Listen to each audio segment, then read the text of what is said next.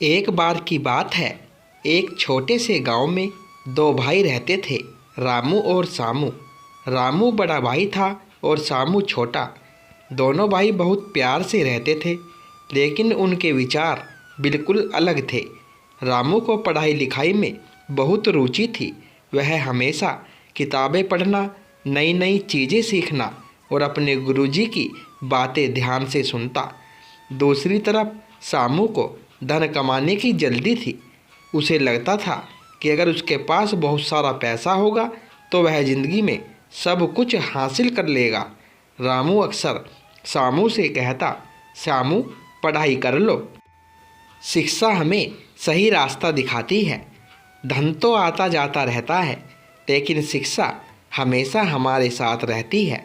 लेकिन सामू हंसकर कहता, भैया तुम अपनी किताबों में डूबे रहो, मैं धन कमाऊंगा और सारा सुख सुविधाएं खरीद लूँगा, फिर देखना लोग मेरी इज्जत करेंगे। रामू ने अपनी पढ़ाई पूरी की और गांव के स्कूल में एक शिक्षक बन गया। वह बच्चों को पढ़ाता और उन्हें अच्छे संस्कार सिखाता। गांव के लोग रामू की बहुत इज्जत करते थे, क्योंकि वह न केवल पढ़ा लिखा था, बल्कि उसका व्यवहार भी बहुत अच्छा था। रामू की कमाई भले ही ज़्यादा न थी, लेकिन वह अपनी ज़िंदगी से खुश था। दूसरी तरफ सामू ने पढ़ाई छोड़ दी और शहर जाकर एक व्यापारी के यहाँ नौकरी करनी शुरू कर दी। वह दिन रात मेहनत करता और जल्दी से पैसा कमाने के तरीके ढूंढता। कुछ सालों में सामू ने बहुत सारा धन कमा लिया।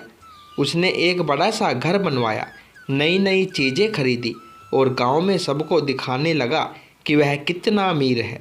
सामू को लगता था कि अब उसके पास सब कुछ है। एक दिन सामू गांव लौटा और रामू से मिलने गया। उसने रामू को अपने नए कपड़े, सोने की अंगूठी और चमचमाती घड़ी दिखाई। उसने हंसते हुए कहा, देखो भैया, मैंने कहा था ना कि धन ही सब कुछ है। मेरे पास अब सब कुछ है और लोग मेरी इज्जत करते हैं। तुमने पढ़ाई में इतना समय बर्बाद किया, लेकिन तुम्हारे पास क्या है?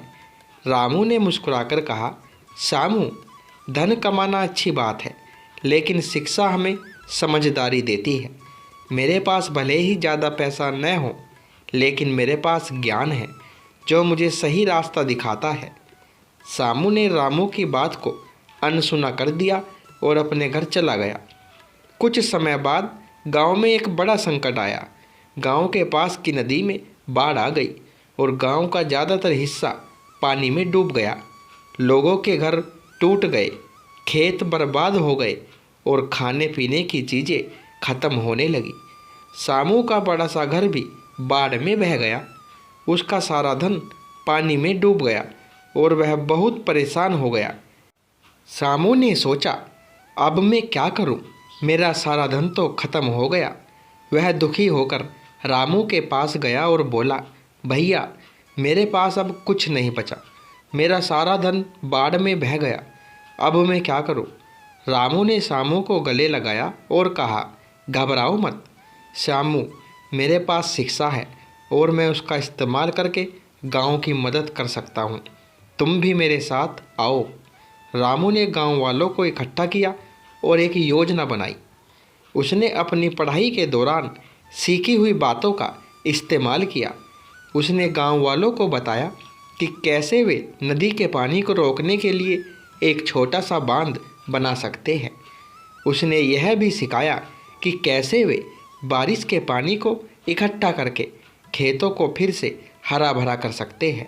रामू ने गांव के बच्चों को पढ़ाकर उन्हें आत्मनिर्भर बनाया, ताकि वे भविष्य में ऐसी मुसीबतों का सामना कर सके। रामू की समझदारी और शिक्षा की वजह से गांव धीरे धीरे फिर से बसने लगा।